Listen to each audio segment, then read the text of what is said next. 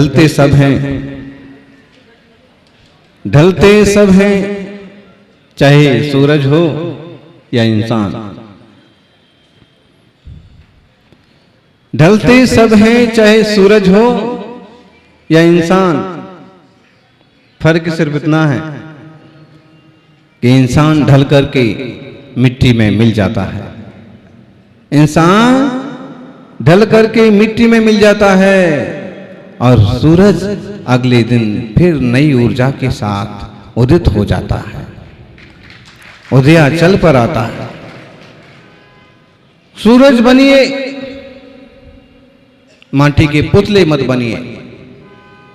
हमारा देह माटी का पुतला है, हमारा आत्मा सूरज है।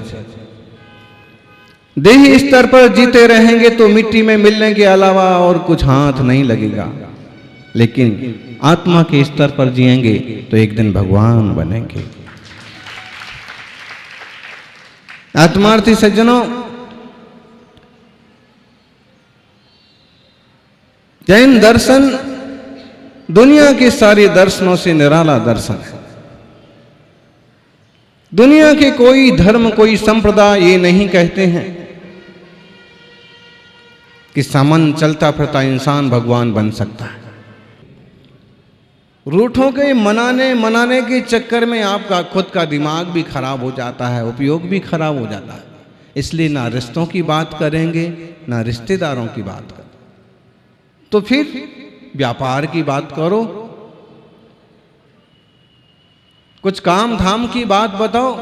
देखो आजकल ढेरों गुरु हैं, ढेरों गुरु नाम वाले हैं जो मोटिवेशनल गुरु कहलाते हैं, और वो आजकल सब व्यापार की बातें बताने लगे। कई सारे भगवाधारी भी और कई सारे दाढ़ी वाले बाबा भी, और वो भी सब धंधे व्यापार नौकरी और कैसे परिवार की तरक्की हो, कैसे रुपया कमाया जाए, और ये सब बातें बताने लगे। कहीं कहीं तो कोई साधु कहलाने वाले भी इस तरह की बातें करने लगे। लेकिन आज भी आप वही चौथे काल की बातें करोगे तो आपके प्रवचन में कौन आएगा? वही महावीर स्वामी जैसी आत्मा की, परमात्मा की बात करोगे तो प्रवचन कौन सुनेगा? इस प्रवचन से फायदा हमें क्या हो रहा है? बोलो ज्ञानी, किस किस को ऐसा विकल्प आता है? बोलो प्रदीप, हैं? कुछ कमाई धमाई की बात बताएं महाराज जी। रुपया कैसे आता है?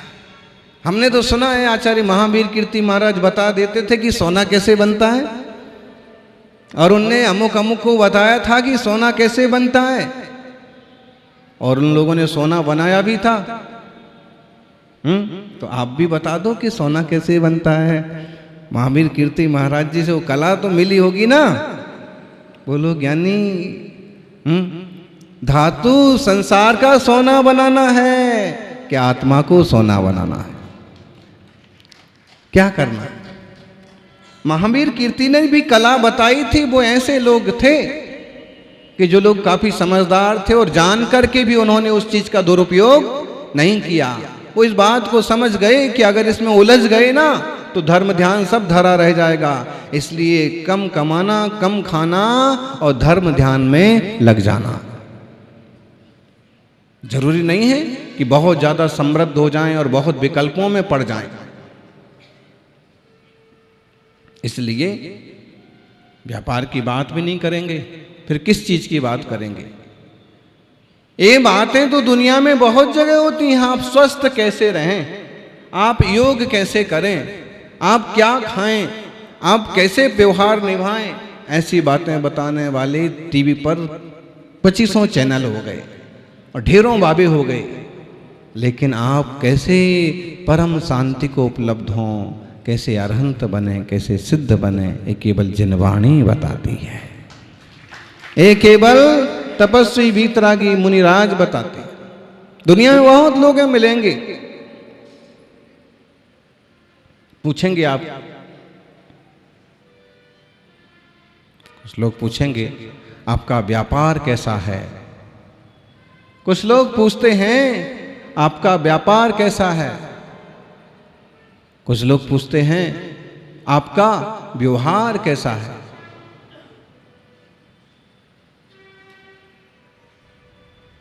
कुछ लोग पूछते हैं आपका व्यापार कैसा है, कुछ लोग पूछते हैं आपका परिवार कैसा है, कुछ लोग पूछते हैं आपका व्यवहार कैसा है, लेकिन एक को ही नहीं पूछता कि तुम्हारा प्रभु से प्यार कैसा है, तुम्हारा प्रभु से निज आत्मा से प्यार कितना है, व्यापार कितना है, परिवार कितना है, पूछने वाले मिल जाते हैं। लेकिन तुम्हारी आत्म उन्नति कितनी हुई है, निर्मलता कितनी बड़ी है, गुरु से कितना प्रेम है। देखो, गुरु को एक व्यक्ति वचन देता है, नियम लेता है और जिंदगी भर निभाता है, और एक व्यक्ति ऐसा भी मिल जाएगा कि क्या होता है वचन, क्या होता है नियम। महाराज जी को क्या पता है संसार कैसे चलता है, क्या नहीं हो। गुरु गुरु हैं, भी संसार संबंधी रुचि लें ना लें, लेकिन उन्हें सब पता है कि दुनिया में कितने तरह के प्रपंच होते हैं, और इस प्रपंच में आत्मा का कुछ भी भला होने वाला नहीं है। आत्मा का भला तो आत्मा स्वरूप की दृष्टि करने से होगा, और देव शास्त्र गुरु उसके साधन हैं, सहयोगी।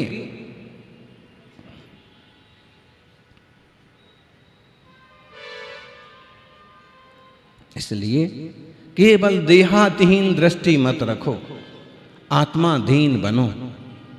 केवल देह दृष्टि में मत जियो, शरीर शरीर शरीर, और शरीर की सुरक्षा के लिए जीते रहेंगे तो कभी ढेरों विकल्प खड़े हो जाएंगे।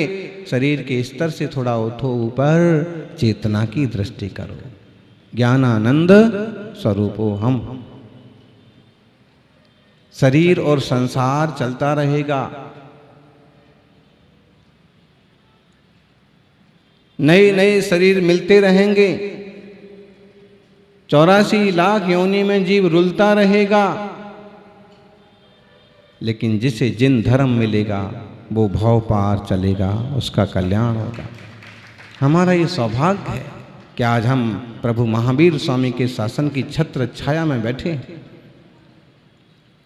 उनके मंगलमय महामस्तकाभिषेक के अवसर पर बैठे हैं, महानिर्वाण उत्सव की बेला की तैयारियों में बैठे हैं, और खास उनने जो कुछ कहा है वो जिनवाणी को सुनते हुए बैठे। उनने वो मार्ग बताया हमारे लिए जो हमारे लिए हितकारी है, कल्याणकारी है। आत्मार्थियों, देह और जीव की भिन्नता को थोड़ा ध्यान में लाना। आत्महत्या करने से देह से आत्मा भिन्न हो जाता है, इस देह से छूट जाता है, लेकिन उसके जो संस्कार होते हैं, जो कर्म होते हैं, वो फिर किसी ना किसी रूप में उसे नया शरीर प्राप्त कराते हैं, और जिन संकटों से बचने के लिए उसने ऐसा काम किया था, वे संकट वापस सामने हाजिर हो जाते हैं। ये तो ऐसे होता है कि माल्या जैसे लोग, उनने सोचा कि भारत की पुलिस हमें पकड़ने के लिए पीछे पड़ी है, जिन लोगों ने घोटाले किए, बदमाशी की, बेईमानी की, और चलो अपन देश छोड़ के भाग जाते हैं।